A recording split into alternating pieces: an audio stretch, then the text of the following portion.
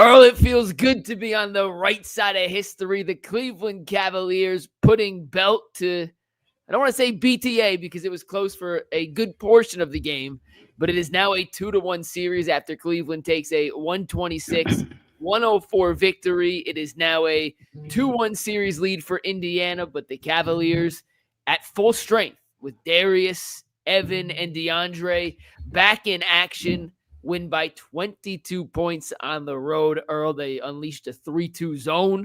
I don't think we saw that all season. Offensively, contributions from all over. We'll talk about the injured guys coming back, but let's start with your overall thoughts here, Earl, on the Cavaliers' 22-point win on the road to make this a series again. You know, a lot has been made of the toughness or lack thereof of this Cleveland Cavaliers team. And at least in the mental box, you can check that off that this team is mentally tough.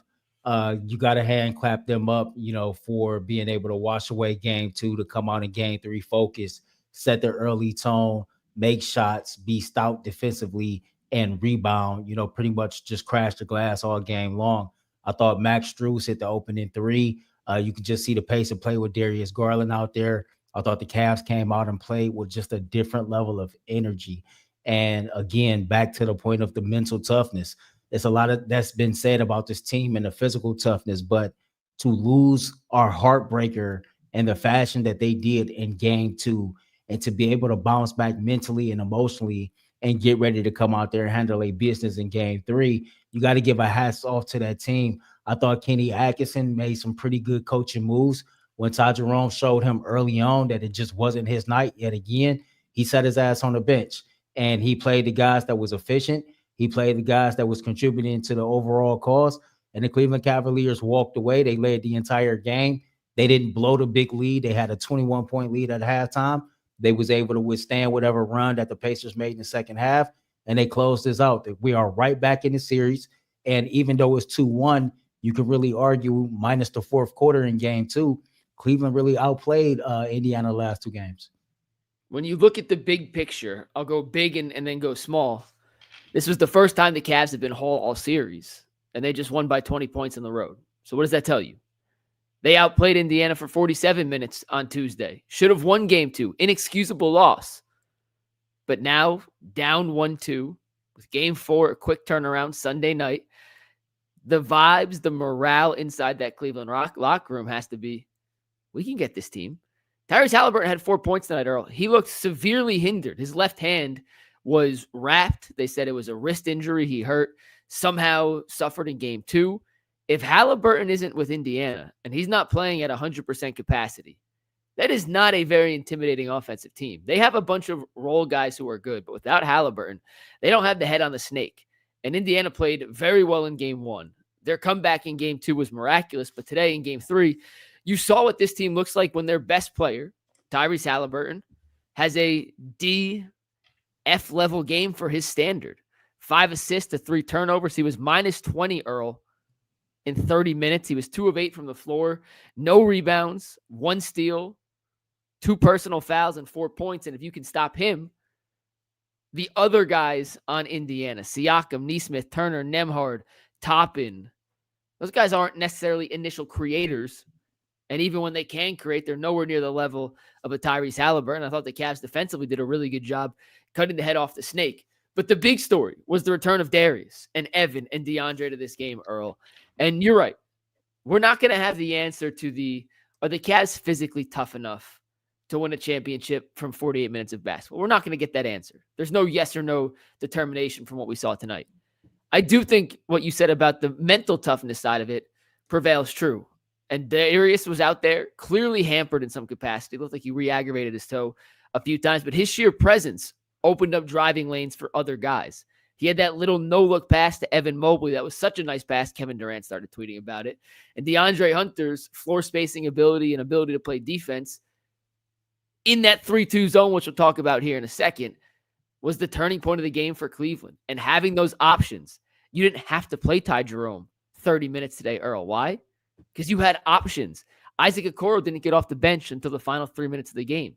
You didn't have to play Isaac Okoro. Why? You had options. The Cavs' depth had been their superpower all season, and that superpower was stripped from them in game 2 with all the injuries. It was back on full force tonight, and Kenny was able to go with the guys with the hot hand, and he didn't have to force guys into playing time when they weren't ready for the moment. I think another point to that is it allowed Donovan Mitchell to get more rest during the game, but it allowed Donovan Mitchell to be freer when it came to him creating his own shots. He got more clean looks in this game than he did the first two games.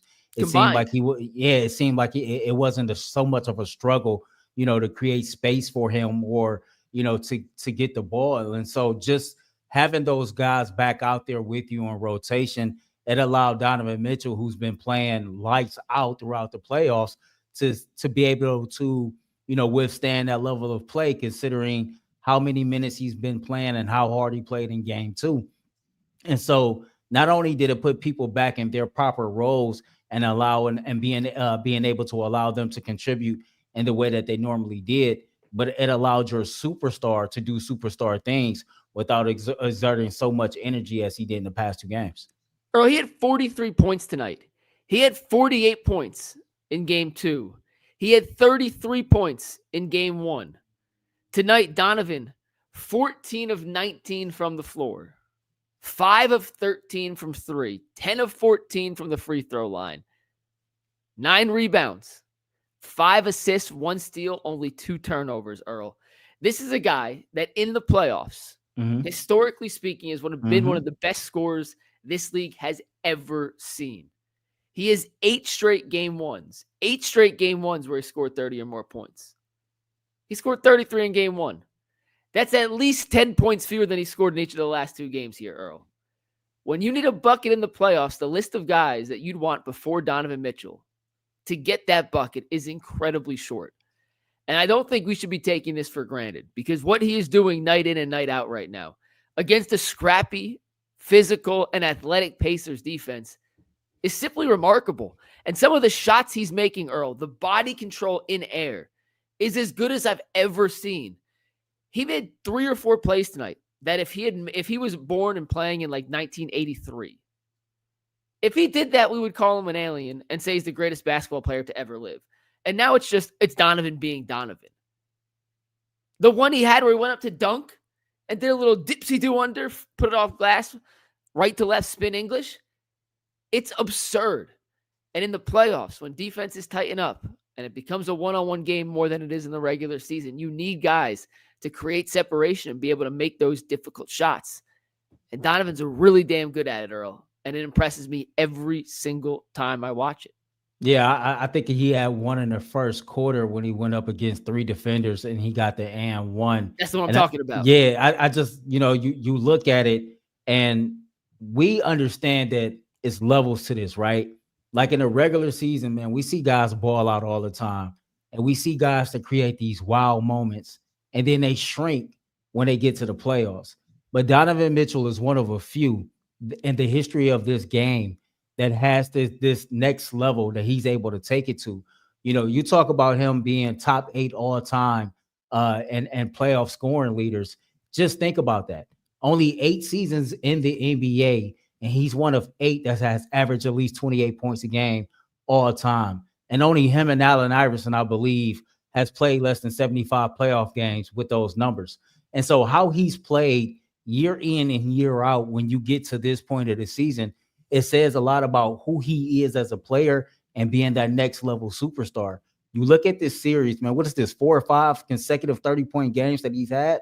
It's like every single game he answers the call. When the Cavs need him to put that cape on, he answers the call. And even in this game, when you have all your guys back and you're finally at full strength, here it is, your best player, your superstar, leading his troops, answering a call. Attitude is a reflection of leadership. And every single time that Donovan Mitchell shows out and plays the way that he's played throughout this playoffs, it's only going to get the guys fired up and follow that lead. Another guy I want to shout out here is Max Strus. And Earl, this guy has maybe not lived up fully to expectations in his 2 regular seasons here in Cleveland. Mm-hmm. He was signed on a $64 million deal, one of the richest free agent contracts that Cleveland's ever given out to a player to come from another team to Cleveland. And you came with super high expectations when you signed a deal like that. And he's been okay in the regular season. But in this postseason, Earl, Strus has taken his game to another level. Tonight, 20 points, 8 of 12 from the floor, 4 of 8 from 3, 7 rebounds, 7 assists, no turnovers, Earl, and a block. He made the first 3. He made the dagger 3. He started and ended the Cavaliers' offensive onslaught tonight. And I'm not 100% confident. And if I asked Donovan Mitchell, I don't think he'd give me a straight answer.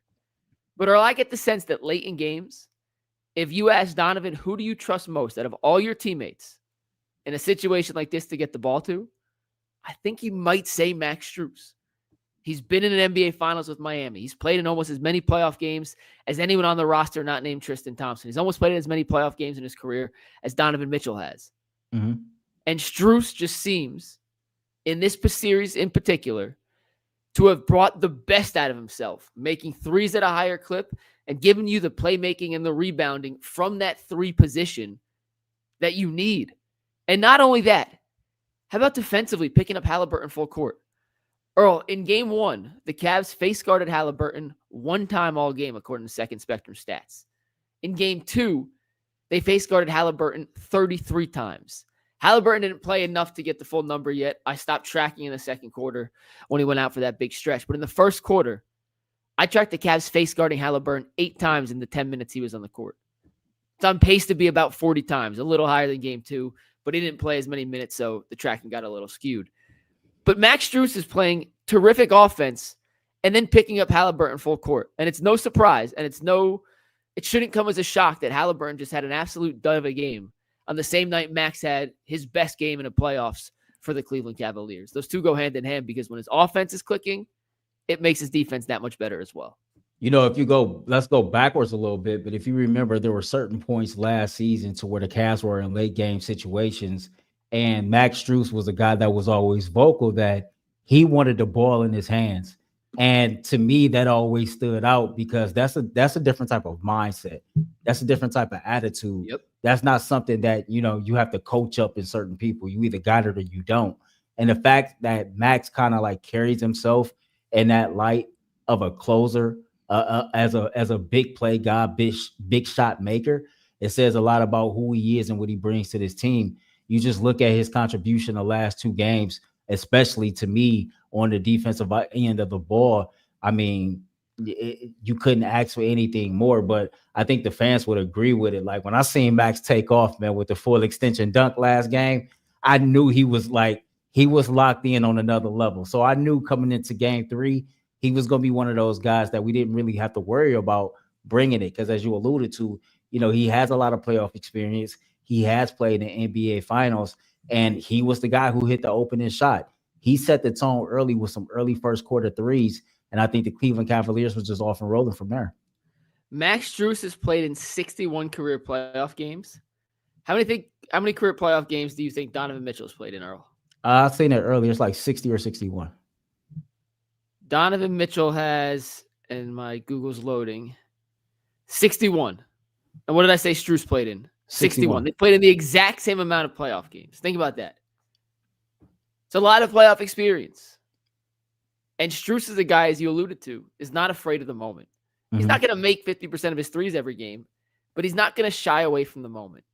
And there are guys on every team, including the Cavaliers, Earl, who have players that play in the regular season to a certain standard and play in the postseason to a very different standard. Not everyone's built for the moment. Donovan Mitchell clearly is. Max Strus clearly is. Other guys, not as much. And teams that win championships are filled with rosters that have 4, 5, 6, 7, 8, sometimes even 9 guys that are built for those playoff moments. And if you don't have enough of those guys, it is incredibly difficult to win at the highest of levels. Or let's talk about that 3-2 zone here for a second that the Cavs deployed, particularly in the second quarter. Sprinkled in a little later in the third, early in the fourth. But it completely threw a wrench in what Indiana wanted to do offensively. Now, Evan Mobley's dealing with a sprained ankle, Earl. So I know they didn't put this in the last 2 days. This is something that the Cavs must have been working on during the regular season and had it in their back pocket, saving it for the right time to break out. My gut tells me that was Boston in the Eastern Conference Finals. But being down 0-2 on the road, Kenny said, break glass in case of emergency. We got to give Indiana a different look they're not ready for. And they've Mhm. 3-2 zone with Evan Mobley In at the middle of it. position, and then DeAndre Hunter when Mobley came out, which gives you 6'11" with a 7'2" wingspan, and then 6'8" with a 7'2" wingspan at the point, making it incredibly difficult for Indiana to make passes into the middle of the zone, which is where you want to break it out. I tried to track this. I may not be 100% accurate on the numbers, but I had Indiana at 1 for 8 in the game from 3 against the Cavs in 3-2 zone looks. If you could hold Indiana to 1 for 8 from 3 over a prolonged stretch against a specific defense, that is a gigantic win for Cleveland. And as my guy Cleve TA pointed out, they went to the 3-2 zone when Indiana made their first substitutions, and TJ McConnell came in and Obi Toppin came in, taking out 2 of their better shooters. So a really smart tactical edge from Kenny. Rick Carlisle's a great coach. They'll have some sort of counter in game 4. But Earl, I don't know if they've been saving it. I don't know if they drew it up on a whiteboard this morning and said, let's give it a shot. I think it's something they put in a lot earlier, but it was a beautiful tactical adjustment from the Cavs to completely throw Indiana off its offensive rhythm. You know what made me laugh about that the most is because for the last few weeks, we've talked about all these different lineups that Kenny Atkinson has yet to deploy, right? And how he was saving different type of lineups for the postseason because he had been tinkering with some things behind the scenes. Little did we know he was tinkering with different schemes behind the scenes as well. And so to know, like in private, he's been working on these different defensive sets to go along with these different lineups that he's going to put out there on the court. I think that's amazing. And to have this 3-2 zone that you can go to now as a secret weapon, so to speak, you know, to kind of slow teams down or when your back is against the wall, I think that's excellent because, you know, when you have Hunter, Allen, and Mobley out there in that 3-2 zone, that's a hell of a way to deploy 3 bigs at once. And as you said, it creates like a lot of chaos in the passing lanes. And then when you have Evan in the center of it, and he's able to step out there in that perimeter and guard the 3, it's always going to make it difficult for the shooter. That was DPOY doing DPOY things that entire time. And so to me, hats off to Kenny Atkinson, as you just said, because it's not just the different lineups that he was working on. It was the different defensive schemes as well. Different defensive schemes. They clearly worked on some inbounding plays. They had a couple new concepts. I saw they actually ran when Indy cut it to, was it 11? They cut it to 11 in the fourth quarter, Earl. Kenny called the timeout. I tweeted, all right, Kenny, whatever your best offensive play is, right now is where you got to bring it out. Like, I know it's 6 minutes left in the game, but you got to bust it out. They went back to the exact same press breaker they tried in game 2, where Donovan was the play. Donovan got called for the offensive foul. They didn't execute it in game 2. They executed it to perfection tonight. And it led to a wide open Sam Merrill 3. He left it just short. But it's just the little things, Earl. Donovan in the first game, when he got called for the offensive foul in that play, tried to beat the press by himself, swung his elbows up, made a little contact with Nesmith. It's an offensive foul 100 out of 100 times. I think he did that because he was fatigued and said, I don't have the energy to fight through a double team. I just got to get it and go. Because he was able to rest because Darius was back, because they had the game in hand a little more, he was patient. He allowed the double team to come, slipped the pass to Strus. Strus hit Merrill for 3. Merrill missed it, but all in all, I thought Kenny had an incredibly well-coached game. I thought the substitutions made a lot of sense. Our guy G. Bush, Earl, I love G, but he's out here hooting and holler that these substitutions made no sense. And I'm trying to figure out which substitution he disagreed with because I thought Kenny handled it pretty darn perfectly tonight. Yeah, I know he's somewhere watching. Gee, that take was Minimowski, man. Speaking of substitutions, you know, great game, a lot of good things to point to, but I think we would be doing our fan base a disservice, man. You know, the play of Ty Jerome, these last 2 games in particular, it is frustrating and it's hard to watch. And I give Kenny Atkinson a lot of credit for getting him out of that game when he showed early on that it just wasn't there. You know, according to StatMoves, I'm looking at this, man. He's shooting 9% in the last 2 games, and my man is 2 of 22 from the field. That's not going to cut it. And Ty Jerome is going to have to play better because it's going to come a point in time that we're going to need more from the others. And dude has really shown that right now it seems like that inexperience in the playoffs is showing up. And so my question to you is, do you believe that Ty Jerome can turn this thing around and kind of be more of a contributor as we try to get back in even this series on Sunday? Absolutely. Ty is an irrational confidence guy, and you need some irrational confidence. And sometimes that could be your biggest asset, right? Mm-hmm. We've seen games this season where Ty Jerome thinks he's Steph Curry and plays like Steph Curry. Irrational confidence can also be your biggest detriment if things aren't falling. And Ty, I thought the last 2 games in particular, has been rushing shots, hasn't been able to buy a bucket. In game 4, you got to go out and see if he has it, because would it shock you, Earl, if Ty had a classic Ty Jerome 21-point game on 8 of 13 shooting because his floaters start falling? Like, it'd be a bit of a surprise because he's been so bad the last 2 games, but it wouldn't be a surprise for the caliber of player he is all season.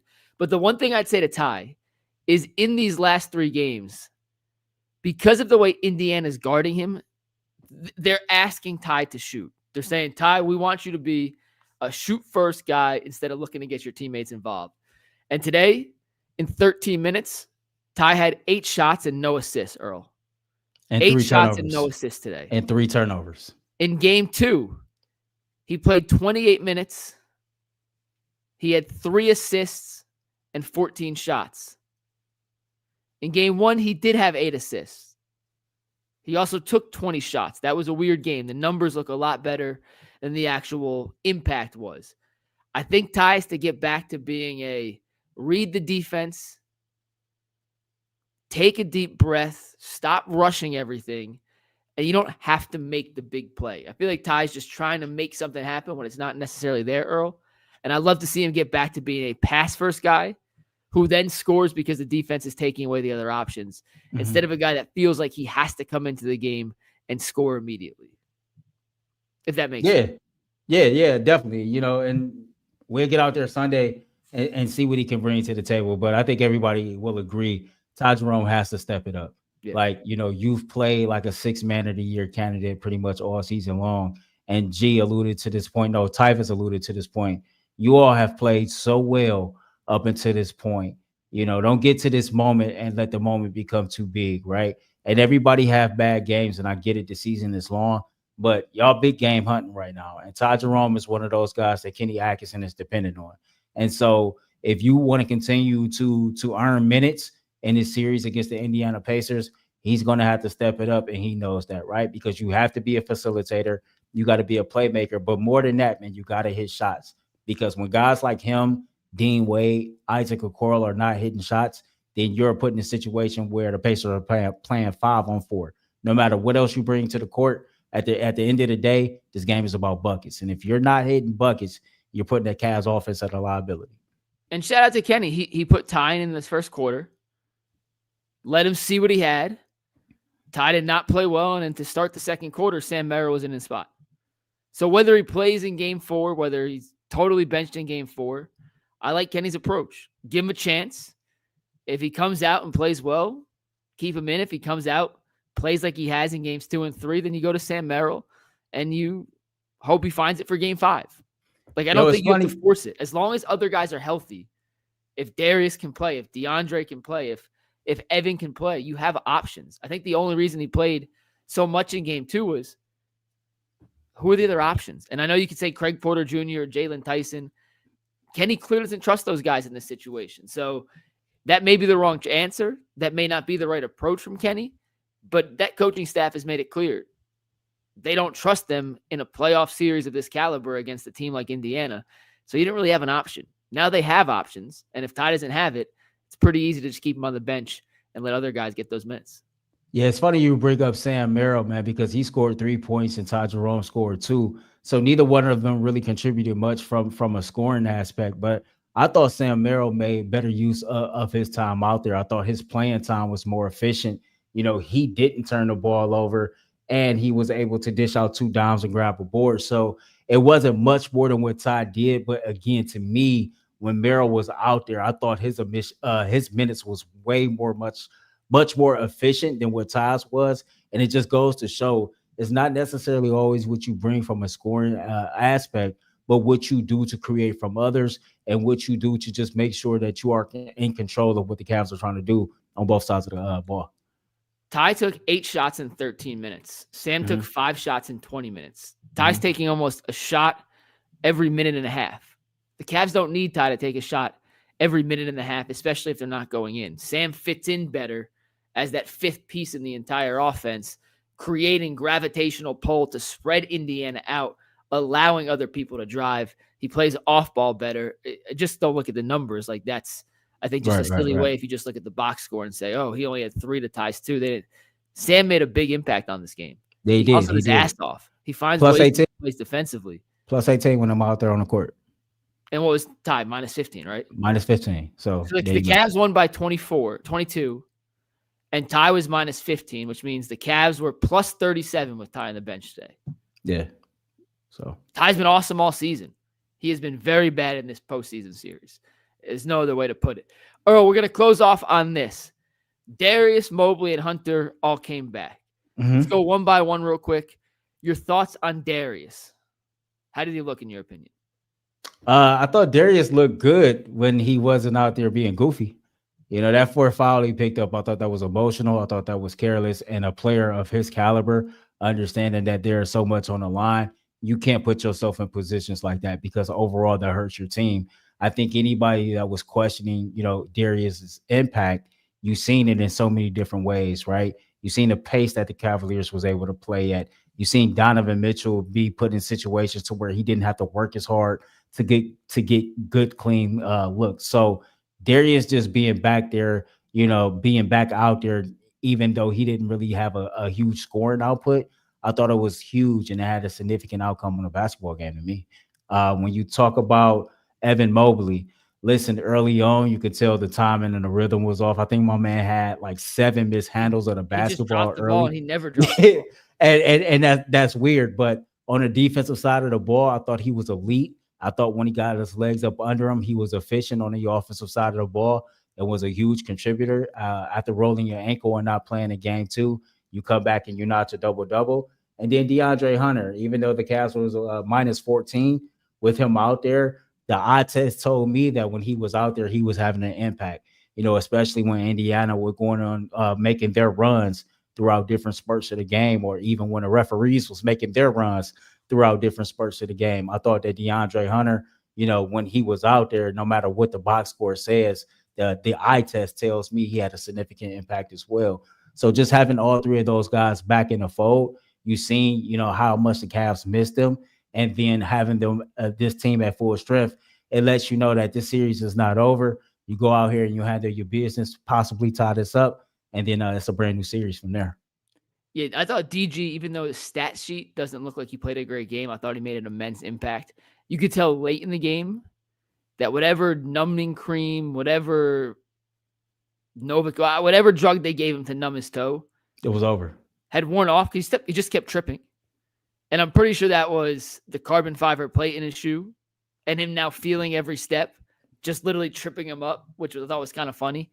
But having another ball handler, having another creator, having another shot initiator was huge to take some of the pressure off Donovan. He wasn't great tonight, but they don't have anyone that can do what Darius does. And Ty, as good as Ty's been during the regular season, is not that player right now. And in the regular season, Ty could mitigate some of the losses from Darius, but this version of Ty compared to this version of Darius is, my screen's not big enough to show the gap. That we're talking about a gigantic gap. I thought Mobley vertically was awesome. He looked a little wobbly side to side. That's to be expected with the sprained ankle. But he had a couple buckets when Indiana started making runs that completely changed the momentum. Mm-hmm. It was needed in DeAndre Hunter, for a guy with a swollen right thumb on his shooting hand, I thought played pretty well, Earl, and he made 2 threes, I think. At least one. Did he make his second 3? No, it was a long 2, plus the 3. It's encouraging. It's a quick turnaround, but the Cavs are a completely different team when they have those guys healthy, just because it allows everyone else to slot back into their natural position. Earl, Game 4, Sunday, 8 o'clock on TNT. When we come in to do UCSS on Monday, we'll be looking at a 2-2 series or a 3-1 series in favor of the Pacers. Oh, no, a 2-2 for sure. I think the Cavaliers outplayed Indiana, Game 2 We fell apart in the fourth quarter. They played hard like they always do. And it's not like this is the first time that they came and stole a game within the closing minutes. So it is what it is. We got. But overall, I just feel like these last two games, the Cavs have outplayed them. I think they figured out something with this 3-2 zone defense, and then having your guys, all out there getting healthier as you go throughout this series. I think it's very, very encouraging that the Cleveland Cavaliers is going to go out here and win this game on Sunday. At the end of the day, Tyrese Halliburton is hurt, and as you alluded to, right? If you cut the head off the snake, the rest of the body is going to die. And when you're at home and your road players show up better on the road than they do at home, then to me, for a team like Indiana against a team like Cleveland, that spells trouble for them. So I expect more of what we saw today, more stout defense, more crashing of the boards. And if we can shoot the basketball at the clip that we shot it today, there's no doubt in my mind that we return to Cleveland with the series tied at 2. I hope you're right. I think all the pressure's on Indiana. You do not want to lose that game and get back to 2-2. Indy's going to play like a bat out of hell. But I think Cleveland showed the mental toughness tonight, needed to be able to handle that kind of adversity. I'm also with you. I think it'll be a 2-2 series heading back to Cleveland for Game 5 on Tuesday. 2 super chats real quick. First one from Curtis Thomas, who says, congrats on 3 years, boys. Been with y'all since day one. Thank you, Curtis. And Pee-wee's Burnt Pizza says, is Spida the best player in the playoffs so far? Earl, what do you think? It's either him or Jalen Brunson. Those two dudes been lighting it up. I think Jalen Brunson lead the league right now in playoff points. So, if he's not clearly one, he's 1A, man. But I've watched Jalen Brunson a lot throughout these playoffs. And those two dudes in particular, man, it seemed like they didn't show it up every single game. I love you, Earl. I love Donovan Mitchell. But do we realize Nikola Jokic is playing right now, averaging 27, 12, and 10 for the Denver Nuggets? My apologies. You know what's so sad? Joker do this. Joker do this so easy. He's so good. Yeah, he do it so much and so easy. It's like, damn, man, he a walking triple-double. Like, he ain't never met a triple-double he ain't like. My bad, Joker. He's won. Brunson and Mitchell are won at 2A and 2B. So he's been incredible. And that is, let me make sure everyone understands this. That is to take nothing away from Donovan. He has been special. He has been electric. He has been one of the greatest playoff performers in the history of this league from an offensive standpoint. But Nikola Jokic is on a whole nother level. Like, it's just, what does G say? There's levels to it, Earl? Yeah. Donovan's on a high level. Jokic is on a individual greatness with the greatest of all times kind of level. And if you look at his playoff game log, I mean, just some crazy, crazy performances. So he's been the best in the playoffs, in my opinion. He had a 30, 21, and 8 game. We don't have to go into the whole game log, but it's those three are the 3 best players in the playoffs. Earl, congrats on the win. Congrats on 3 years. And they need to throw the shot glasses in the chat, man. Have a shot for us for 3 years. Have a shot for us, man, for the Cleveland Cavaliers winning tonight, man. I'm going to go have a shot responsibly myself, man. Congratulations to you, man. Let them know. Let them know. Cavs take today 126, 102 over the Pacers. It is now a 2-1 series lead for Indiana. Game 4 set for Sunday night, and we'll have a live post-game show as soon as the final buzzer ends. For Earl the Pearl, I'm Mikey McNuggets. And remember, go Cavs.